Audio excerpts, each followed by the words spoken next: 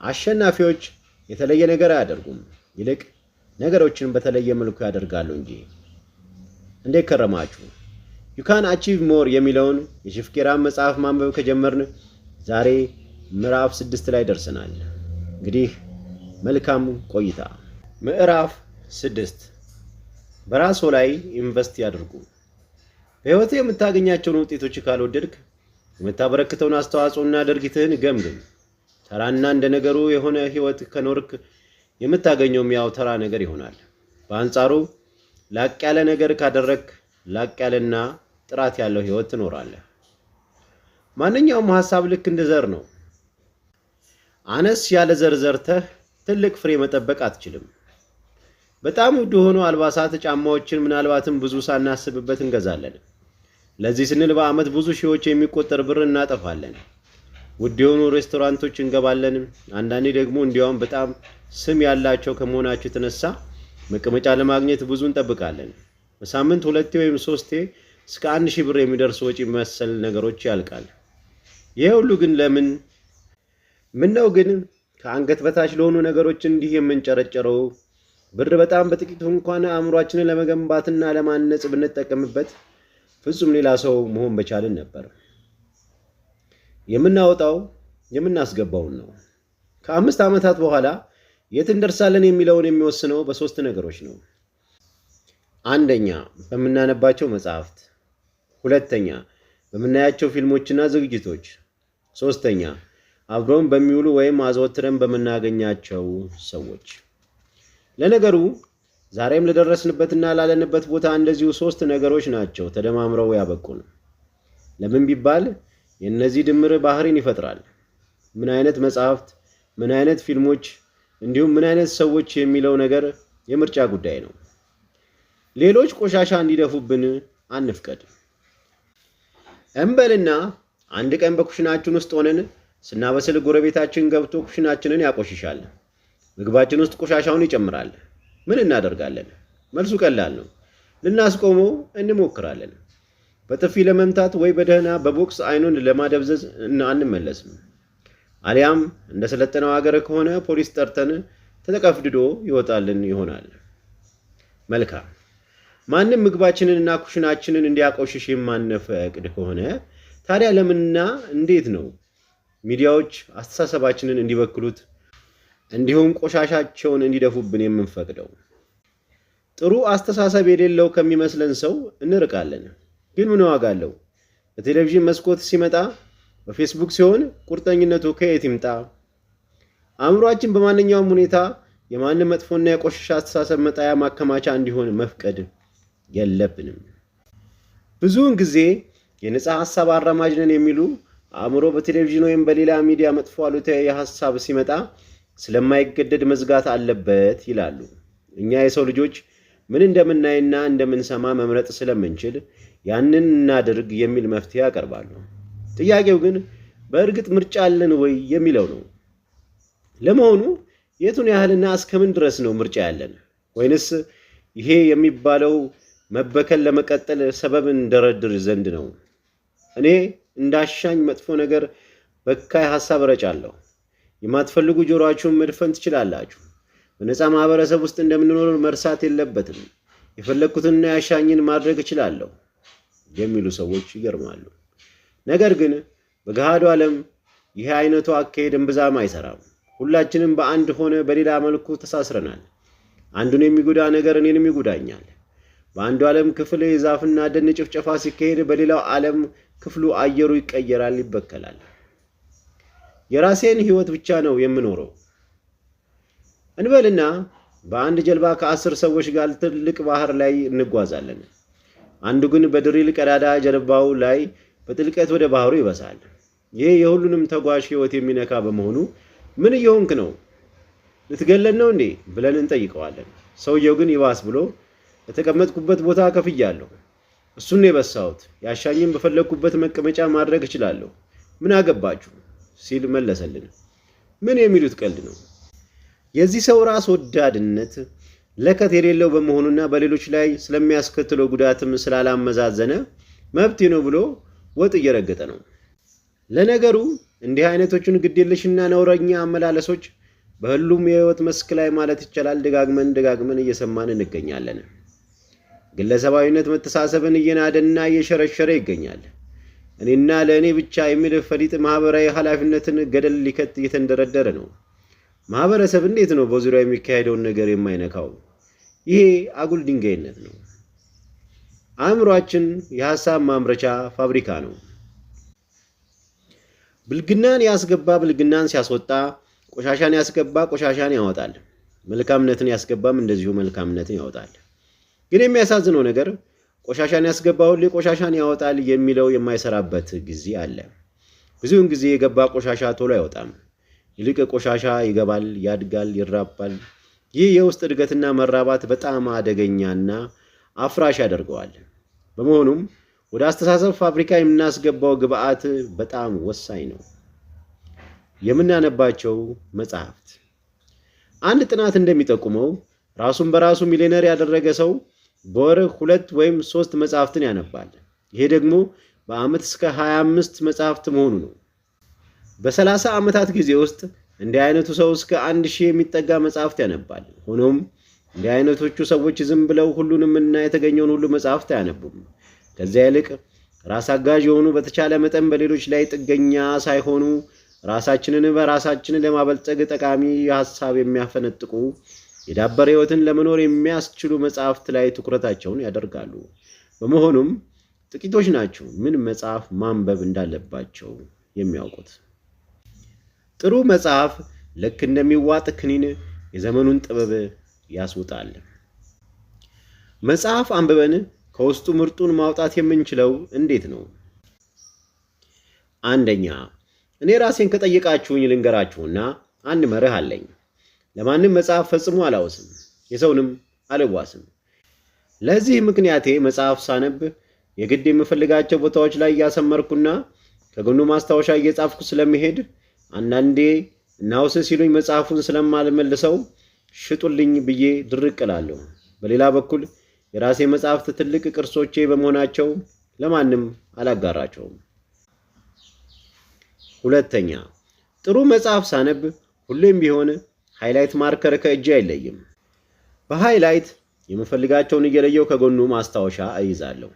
ለምን ወደፊት ከመጽሐፉ አንድ ክፍል ወይም ቁም ነገር ብፈልግ እሱን አወጣ ብዬ ከማገላበጥና ሌላ ጊዜ ከማቃጥል በቀላሉ ወደምፈልገው እንዲሄድ ስለሚያደርገኝ ነው። ሶስተኛ፣ ሌላው መጽሐፍ ከማንበብ የተማርኩትና የማደርገው ነገር ቢኖር አንድ መጽሐፍ የመጀመሪያ ምዕራፉ ካልጣመኝ ወይ ደግሞ ከዚህ ምዕራፍ በቂና በንባብ እንድቀጥል የሚያደርገኝ ነገር አልጨበጥኩም ብዬ ካመንኩኝ ማንበብ አቆማለሁ። እርግጥ በፊት ባይሆን በሚቀጥለው ምዕራፍ አንድ ጥሩ ነገር አገኝ ይሆናል ብዬ ቀጥል ነበር። ወይም ካልሆነ በሌላኛው። ግን እንደዚህ አይሆንም። አማካይ የሆነ ነገር ልንገራችሁና አንድ መጽሐፍ ብዙ ጊዜ ከ10 እስከ 15 ምዕራፎችና በገጽ ደግሞ ከ150 እስከ 200 ብዛት ሊኖረው ይችላል። ተወደደም ተጠላም የመጀመሪያው ምዕራፍ የምዕራፉን 1/10 ይሆናል። እናም በዚህ ምዕራፍ አንድ ነገር መጨበጥ ካልቻልኩ ምናልባትም ሙሉ መጽሐፉን በማንበብ ምንም ላልጨበጥ እችላለሁ። በመሆኑም ጊዜን ማጥፋት የለብኝም ብዬ አምናለሁ። አራተኛ፣ ሌላው መጽሐፍ በምናነብበት ጊዜ ትልቅና ጠቃሚ የሚሆነው ጥሩ ትኩረት እንዲኖረን ራሳችንን እንነጥለን ከመጽሐፉ ጋር እንድናስተሳስርና መዘናጋት እንዳይኖር ተንቀሳቃሽ ስልካችንን ማጥፋት ነው። የሚያዘናጉ ነገሮች ካሉ ዕውቀት የመጨበጥና የምናነበውን በማጣጣም ኃይላችንን ይቀንሳል። ብዙውን ጊዜ በፈጻሚዎችና ፈጻሚ ባልሆኑ ሰዎች መካከል ያለው ልዩነትም ትኩረት በማድረግ ችሎታ ይገለጻል። ፈጻሚ የሆነ ሰው በ1 ደቂቃ የሚጨብጠውን ፈጻሚ ያልሆነ ሰው በ4 ደቂቃ አይጨብጠውም። የትኩረት ኃይልን እንመልከት። ፀሐይ ባለበት ቀን ውጭ ላይ ሆነን አንድ ወረቀት ላይ የማጉሊያ ሌንስ እንደምናበራበት ሌንሱን ዞር ብናደርገው ምናልባት የሚፈጠር ነገር አይኖርም። ነገር ግን ሌንሱን በአንድ ቦታ ላይ ቀጥ አድርገን ብንይዝና ብናቆየው በፀሐይ ጨረር የተነሳ ወረቀቱ መንደድ ይጀምራል። የምናያቸው ሾዎችና ትርኢቶች። እስኪ ብዙዎቹን የራፕ ወይም ሮክ ሙዚቃዎች እንመልከት። ምን ያህሉን ግጥም ነው ብዙዎቻችን የምንይዘው? ወይንስ ግጥሞቹ ራሳቸው ለመያዝ በጣም ሲበዛ የሚያስጠሉና ልቅ ናቸው?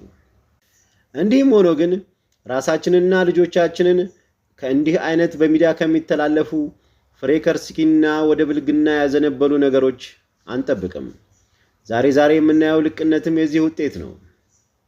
ሌላው ከዚህ ጋር የተያያዘው ችግር ደግሞ አንዳንዶች ትንሽ ልቅ ቢሆንም ችግር የለውም የሚሉት ነው። እንዲህ ብሎ ነገር የለም። ትንሽ ልቅ ማለት ምን ያህል ነው? ለምን ራሳችንን እናታልላለን? ልቅ ነገር ዞሮ ያው ልቅ ነው። በማንኛውም ደረጃ አነሰ ብሎ ልቅነትን መቀበል ፈጽሞ ተገቢ አይደለም። አንድ ጥናት ምን ይላል መሰላችሁ? ወደ 90% የሚጠጉ አስገድዶ መድፈርን የሚፈጽሙ ግለሰቦች ልቅ፣ ወሲብ፣ ስዕል፣ ፖርኖግራፊ ይመለከታሉ። ዛሬ ዓለማችን ላይ የሚያሳፍሩና አደገኛ የሆነ የሱስ ያህል ከሆኑ ጭራሽ ንግድ የሆኑ ነገሮች መካከል ፖርኖግራፊ ይጠቀሳል። በዚህ አጸያፊ የወሲብ ትዕይንት ኢንዱስትሪ በጣም ብዙ ጥቅም ያላቸው ወገኖች ተፈጥረዋል። እንዲያውም አንዳንዶች ፖርኖና ስነ ጥበብን በተመሳሳይ ናቸው በሚል ፈሊጥ ሙግት ሲያነሱ መስማት የተለመደ ሆኗል። ፖርኖግራፊ እንደየተመልካቹ የሚባል ነገር ነው እንዴ? አንድ ዳኛ በአንድ ወቅት በፖርኖና በስነ ጥበብ መካከል ያለውን መስመር እንዲያጠሩ መጠየቃቸውን አስታውሳለሁ። መስመር የሚባለውን እንዲህ ብዬ ላስቀምጠው ባልችልም ሁለቱም ላይ ልዩነታቸው በቀላሉ መናገር እችላለሁ። ምንና ምን ናቸው? በማለት ዳኛው መለሱ።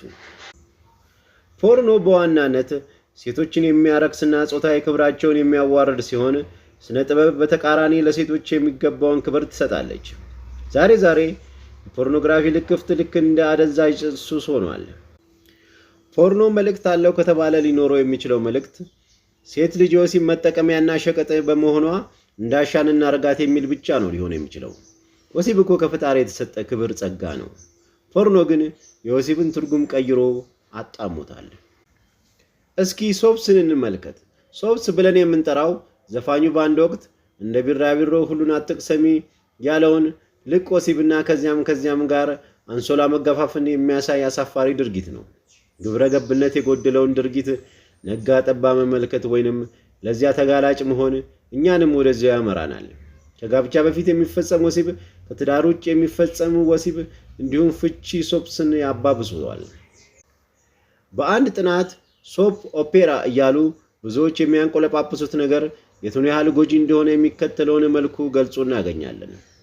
ስኬታማና የተዋጣለት የሚባለው ሶፕ በሚገርብ መልኩ የተጻፈ፣ ወሲብ ቀስቃሽ የሆነ፣ በፍቅር የሶስት ማዕዘን መጠላለፍ የሞላበት እና ብዙውን ጊዜ በሴቶች ላይ የሚፈጸም የቤት ውስጥ ጥቃትን የሚያባብስ ነው። በርካታ ተመልካቾችም እነዚህን አንዱን ወይም ሁለቱን ወደ ሕይወታቸው ወስደው ተግብረዋል። ከዚህ በላይ ማስረጃ ከየት ይመጣል? ሶፕ ለቤተሰብ መበተን ትልቅ መንስኤ ሆኗል። ወንጀል እንዲስፋፋም አድርጓል። በተበከለ አካባቢ ሁኔታ የተነሳ በአእምሮ የሚፈጠር አሉታዊ አስተሳሰብ ነው ሶፕ የሚመጣው። የተበከለ ነገር ከያዝን የምናመጣው እንደዚያው የተበከለ ነገር ብቻ ይሆናል። በመሆኑም አእምሯችንን የሚያንጹ የተሻሉ ነገሮችን መፍጠር ግድ ይለናል። አእምሯችን በሆነ ባልሆነው እንዳይበከል የምናየው ነገር ላይ ጥንቃቄ ማድረግ ይኖርብናል። ከእነማን ጋር እንውላለን? የሰው ልጅ ውለውን ይመስላል የሚባለው ትክክል ነው። ከማይሆኑ ሰዎች ጋር መዋልና ብዙ ማውራት ስብዕናን ያበላሻል። ፈጻሚ የምንላቸው ሰዎች በተቻለ መጠን ከስኬታማና አካባቢያቸውን ለመቀየር የሚያስችሉ እሴቶች ካሏቸው ተጽዕኖ ፈጣሪ ሰዎች ጋር ነው ውሏቸው። በየሳምንቱ መጨረሻ ውሏችን በሆነ ባልሆነው ከሚያላዝኑ፣ በትልቅ በትንሹ ከሚያማርሩ ወይንም ደግሞ ጫፍ ይዘው ጮቤ ከሚረቅጡ ጋር ከሆነ መነሳሳት ከየት ይመጣል? ይህች ምድር ጊዜያችን ደርሶ ትተናት ስንሄድ ምን ትተልን እናልፍ ነው? ከእንዲህ አይነቶቹ ሰዎች ምን ጠብ ላይል ነገር፣ እንዲያውም ያለችንም ልናጠፋ ዛሬውኑ ቆም ብለን ማሰብና የእነሱን ጉዳይ እስከ ወዲያኛው መገላገል ያሻናል። ለውጥ ስውር ስለመሆኑ መቼም ማናችንም ብንሆን በፈላ ውሃ ውስጥ በሕይወት ያለች እንቁራሪት ብንጨምር ምን እንደምትሆን እናውቃለን። እንቁራሪቷ ዘላ ትወጣለች። ነገር ግን በተቃራኒ በቤት ውስጥ ሙቀት መጠን ባለው ውሃ ውስጥ እንቁራሪቷን ብንከታት፣ ውሃውን ቀስ ብለን ከስር ማሞቅ ብንጀምር እንቁራሪቷ ለውጡን አታየውም። በጣም ጊዜ ይወስድባታል። በዚህ የተነሳ በፈላ ውሃ ውስጥ የመሞት ዕድሏ ከፍ ያለ ይሆናል። ብዙዎቻችን ቅን ሐሳቢ ወይንም ተንኮል የሌለባቸው ሆነው ነገር ግን ለእኛ የማይጠቅሙና እንዲያውም ወዳልሆነ ነገር ሊያስገቡን የሚችሉ ጓደኞች እንዳሉን ልንገነዘብም ላንገነዘብም እንችላለን። በመሆኑም ምንም አይነት ጓደኞች ያስፈልጉናል የሚለውን በተመለከተ ሳይረፍድ ገና በጠዋቱ ነው መወሰን ያለብን። በመሰረቱ ማንኛውም ግንኙነት በእኛ ላይ ጥሩ ወይም መጥፎ ተጽዕኖ አለው። ብዙውን ጊዜ ከኛ የተሻለ ብልሃት ያላቸውና ብስለትን የሚያሳዩ ሰዎች እንዲሁም የአሰራርና አፈጻጸም ደረጃ ከፍ ያለ ነው ለጓደኝነት መምረጥ ያለብን። አንደኛ ማስታወስ ያለብን ነገር ቢኖር ጥሩ ጓደኛ ሲኖረን የዚያ ሰው ባህሪና አኳኋን ወደኛ ይጋባል። ውጥረትም ሆነ መረጋጋት ከሰው ወደ ሰው ተላላፊ ናቸው። ከፍተኛ ውጥረት ያለበትና የማይረጋጋ ሰው ጋር ብንሆን የዚያን ሰው ተጽዕኖ ስብዕና ባህሪያችንን መበከል ይጀምራል። አለመግባባት የሚፈጥሩ ሰዎችና ሁኔታዎችን መሸሽ አለብን። የሚገባው ያው የሚወጣው ነው። የንስር አሞራ እንቁላል በስተት በዶሮ ጎጆ ውስጥ ይጣላል። ነገር ግን ጊዜው ደርሶ እንቁላሉ ሲፈለፈል የተወለደው ልጅ ንስር ጫጩት ነኝ በሚል ስሜት አደገ። ይሄ ንስር ሌሎች ጫጩቶችና ዶሮዎች የሚያደርጉትን እያደረገ ነበር ያደገው። ልክ እንደነሱ ይጮሃል፣ ድምፁን ያወጣል። እናም ከጥቂት ጫማዎች ከፍታ በላይ በሩ አያውቅም። ከዕለታት በአንዱ ቀን ንስር አሞራ በሚገርም ግርማ ሞገስና ኩራት ሰማይ ላይ ሲበር ተመለከተ። ይሄ የሚያምር ወፍ ምንድን ነው የሚባለው ባካችሁ ሲል ይጠይቃል። ዶሮዎቹም እሱማ ንስር ነው የሚባል፣ እሱ ከወፎች ሁሉ ምርጥ ነው፣ አንተ ግን ዶሮ ስለሆንክ እንደሱ መብረር አትችልም አሉት። አይጉድ! ንስርም የተነገረውን ያለ አንዳች ጥርጣሬ ተቀበለውና እውነት ነው ብሎ መኖር ጀመረ። በውስጡ የነበረውን ልክ እንደዚያ በኩራት የሚበር ንስር የመብረር ችሎታ ሳያውቀው ሕይወቱን ሙሉ እንደ ዶሮ ኖሮ አለፈ። ምንኛ ያሳዝናል! በሰማይ ለመብረር ተፈጠረ፣ ግን ምድር ለምድር የምትራመድ ዶሮ ተብሎ ስላደገ እንደ ዶሮ ኖሮ አለፈ። ብዙ ሰዎች ጉዳይ ከዚህ የተለየ አይሆንም። ግርማ ሞገስ አለው። በሰማይ ተምነሽነሽ የተባለውን ንስር መሆን ከፈለግን የንስርን መንገድ መማር አለብን። ይሄ ንስር ምንም እንኳን ንስር ሆኖ ቢፈጠርም ዶሮ ነው ተብሎና በዚያ መልኩ ኮንዲሽን ተደርጎ ስላደገ አንድም ቀን ሳይበር አለፈ። አንዳንድ ሰዎች ደግሞ ነገረ ስራቸው ሁሉ እንደ ጉርጥ ነው። ቀን በብርሃን ማየት አይችሉም። በጠራራ ፀሐይ በገሃድ የሚደረግ ነገር አይታያቸውም። ይልቅ ጨለማ ላይ ያያሉ። ማለትም ጥሩ ነገር ሳይሆን መጥፎን ብቻ ይታያቸዋል። ማናችንም ብንሆን ጠዋት ከማለዳ ስንነሳ ነው ያንን ቀን ጥሩ ወይ መጥፎ ይሆናል ብለን የምንመርጠው። አንዳንድ ሰዎች ሰላምታ ሲጠየቁ እንደ አየሩ ሁኔታ ወይም እንዳለሁበት ሁኔታ ብለው ይመልሳሉ። ሌሎች ደግሞ ዛሬ ጨፍጋጋ ነው የሚል የአየር ትንበያ ነው ያለው እንግዲህ ብለው ይመልሳሉ። እንደ እውነታው ከሆነ ግን ሜትሮሎጂ ነበር እንደ ቀናችንን ጥሩ ወይም መጥፎ ብሎ የሚወስንልን? ቀናችን ጥሩ ወይም መጥፎ ይሁን እኛ ላይ ነው ውሳኔው። በጨፍጋጋና ብርዳማ ቀን ብሩህ ነገር እንዲታየን የኛ የውስጥ ኮንዲሽን ይወስነዋል። የምናስባቸው ሐሳቦች እኛን የሚገነቡ ናቸው ወይስ የሚያቆረቁዙ? የተሳሳተ ሐሳብ ወደ መከራ ነው የሚመራን። ችግርን ብቻ የሚያስብ ሰው በዙሪያው ላሉት ችግርን ብቻ ነው የሚያወርሰው። ጨለምተኛ ሐሳብ አእምሮአችንን ብሎም ስነ ልቦናችንን ያበላሻል። በመሆኑም መጥፎ አስተሳሰቦችን የሚያቋድስን ሰው ልንርቅ፣ የሰርኪዩት ብሬከሩን ልናቋርጠው ይገባል። የህይወት ጉዟችንን ከባህሪያችንን ጋር ቀጥተኛ ቁርኝት አለው። ለምን ቢባል ከባህሪ ተነስቶ ነው ድርጊት የሚፈጸመው። ድርጊት ደግሞ ውጤት ይኖረዋል። ድርጊታችንም በምንም መልኩ የአጋጣሚ ነገር ወይም እድል ተብሎ የሚተው አይደለም። ድርጊት በአመዛኙ አስበን አቅደን ዲዛይን የምናደርገው ነው። ከምናጭደው ይልቅ በየዕለቱ የምንዘራው ዘር ይበልጥ ወሳኝ ነው። ሐሳባችንን ስንመርጥ ጽናት፣ ግብአት ስንመርጥ ደግሞ ፍትሃዊ እንሁን። ጤናማ አእምሮ ብዙውን ጊዜ የበለጠ ለመቀዳጀት ትልቅ አቅም አለውና። የድርጊት መርሃ ግብር የምናነባቸው መጽሐፍት፣ የምናያቸው ፕሮግራሞችና ሾዎች እንዲሁም አብረናቸው የምንውላቸው ሰዎች ከ5 ዓመታት በኋላ የምንደርስበትን ይወስናሉ። እስኪ ህይወቶን አለምልመዋል የሚሏቸውን 3 መጽሐፍትና ሾዎችና ሰዎች ይጥቀሱ። ከጓደኞቹ መካከል በጣም የቅርብ የሚሏቸውን 3ቱን ይጥቀሱና የሚከተሉትን ጥያቄዎች ያንሱ። ከምላሾቹ በኋላ እያንዳንዳቸው የቱን ያህል በሕይወቶ ተጽዕኖ እንደፈጠሩቦ ይናገሩ። ሀ በመሰረቱ በጎ ወይንም ጤናማ ያልሆኑ ነበሩ። ለ ከሚገባው በላይ ትችት ያበዛሉ። ሐመርሃ ለራሳቸው ከፍ ያለ ግምት ይሰጣሉ። መ ሚዛናዊ ናቸው። ሰ መንፈስን የሚያነሳሱ ወይም የሚገድሉ ናቸው። ረ ሕይወታቸውን በሐቀኝነት ወይም በመርህ ይመራሉ። እነዚህን ይመልሱ። የመጀመሪያው ሰው ዳሽ፣ ሁለተኛ ሰው ዳሽ በሚለው ማስታወሻውን የያዙ። እንግዲህ የምዕራፍ 6 ቆይታችን ይህንን ይመስላል። እዚህ ድረስ አብራችሁን ስለቆያችሁ አመሰግናለሁ።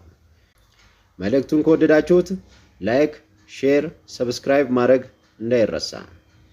በቀጣይ በምዕራፍ 7 እንገናኛለን። መልካም ቆይታ። በቅድሚያ ከውስጥ የምንሆነው ከዚያም ከውጭ የምንሆነውና ሆነን የምንገኘው ያ ማንነታችን ነው።